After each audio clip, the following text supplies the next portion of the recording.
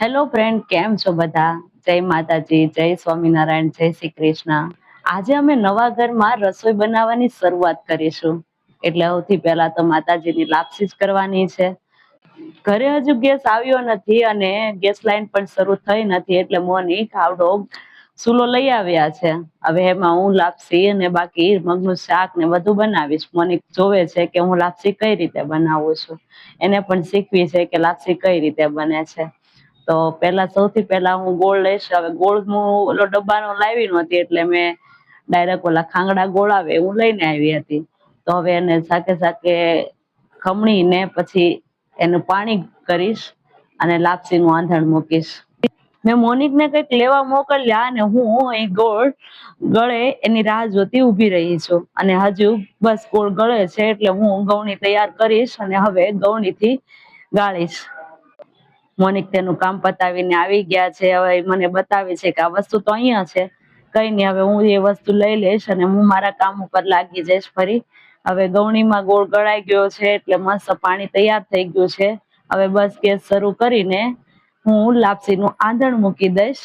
જય માતાજીનું નામ લઈશ અને મેં આંધણ મૂકી દીધું છે. ચૂલામાં લાપસીનું આંધણ મુકાઈ ગયું છે. હવે હું જેટલું ગોળનું પાણી લીધું છે એટલો જ લોટ ચાળીશ. હવે હું લોટ એક વાટકામાં લોટ ચાળી લઉં છું અને એમાં મોણ નાખીને લાપસીનું તૈયાર કરી દઉં છું. હવે લોટને મેં તપેલીમાં નાખી દીધો છે, એમાં વેવણા પાડી દીધા છે.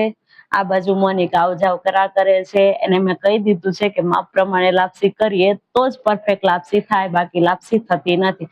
તો એ જતા રહ્યા છે કે એને પણ આમાં કઈ ટપો પડે ને એમ કરીને. અને લાપસી બહુ ઈઝી છે બનાવવી. તો બસ તેલ નાખીને મેં લાપસી મૂકીને તૈયાર કરી દીધી છે. બસ ઢાંકીને હવે હું લાપસીને મૂકી દઈશ સાઈડ પર, એટલે એના રીતે ધીમા ગેસે ચડ્યા કરશે. અને ત્યાં સુધીમાં મારું બીજું કામ પણ હું પતાવી દઈશ. લાપસી ચડી ગઈ છે. હવે મારે મગનું શાક મૂકવાનું છે, એટલે કુકરમાં મગ મૂકીને પાણી નાખીને એમાં મગ બાફવા મૂકી દીધા છે. અને સાઈડમાં હું રોટલીનો લોટ પણ તૈયાર કરીશ અને હવે રોટલીનો લોટ બાંધી નાખીશ, એટલે મગ સડે ત્યાં રોટલીનો લોટ બંધાઈ જશે. બસ મેં ફટાફટ રોટલીનો લોટ તૈયાર કરી નાખ્યો છે. હવે બસ રોટલીનો લોટ બંધાઈ ગયો છે. થોડીક વારમાં મારા મગ પણ બફાઈ જશે, એટલે બસ મગનું શાકનો વઘાર કરી નાખીશ અને પછી રોટલી હાથમાં લઈશ. હવે એક તવલામાં મેં તેલ મૂકી દીધું છે, એટલે ફટાફટ મગનો શાકનો વઘાર કરી નાખો એટલે ફટાફટ મગનું શાક પણ તૈયાર થઈ જાય. એટલે મગનું શાક તૈયાર થઈ જાય એટલે રોટલીનો વારો આવે એટલે રોટલી કરવા લાગુ. હવે આ ચૂલામાં થોડોક ટાઈમ થોડુંક કેવરાવે છે, પણ કઈ નહીં, નવું નવું છે એટલે થોડું એડજસ્ટ થઈ જશે બધું. અને હું એડજસ્ટ કરતા શીખી રહી છું. સૌથી પહેલા તો મેં રાઈ નાખી દીધી છે. હવે રાઈ જ્યાં સુધી તડતડ નહીં થાય ત્યાં સુધી એનો વઘાર નહીં થાય. પછી હળદર ને મસાલો ને બધું મરચાં ને બધું નાખી દઈશ. એટલે બસ મગનો શાકનો વઘાર કમ્પ્લીટ થાય એટલે બસ સીધું હું એને મગ અંદર નાખી દઈશ. બસ મગ નાખીને હવે એમાં થોડુંક પાણી, છાશ અને બધું નાખીને બસ થોડીક વાર માટે ચડવા મૂકી દઈશ. હવે મગનું શાક તૈયાર થાય એટલે સીધી હું રોટલી કરવા લાગીશ. અહીં મોનિકને પણ થોડીક વારે પાણી પીવાની તરસ લાગી રહી છે, કેમ કે તેને ભૂખ લાગી છે અને મારે થોડુંક મોડું થઈ ગયું છે ગેસના કારણે. બસ હવે ફટાફટ રસોઈ બને એટલે હું એને જમવા માટે બેસાડી દઉં. એ પહેલા તો મોનિકને મેં કહી દીધું છે કે તમે માતાજીને લાપસી માટેની જે તૈયારી છે એ કરો અને દીવો ને શ્રીફળનું બધી તૈયારી કરો. બસ હવે શાક પણ ચડવાની તૈયારીમાં છે, એટલે હું હવે થોડુંક ભગવાનનું ભાણું તૈયાર કરી નાખીશ, જેથી કરીને ભગવાનને ભાણું પણ તૈયાર થઈ જાય અને પછી સાઈડમાં રોટલી બનતી જાય અને પછી જમવાનું પણ શરૂ થઈ જાય.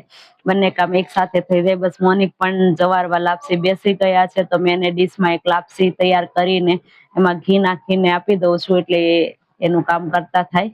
બસ અહીંયા મોનિક જો ભગવાનને અને માતાજીને લાપસી ધરાવી છે, શ્રીફળ વધેરે છે.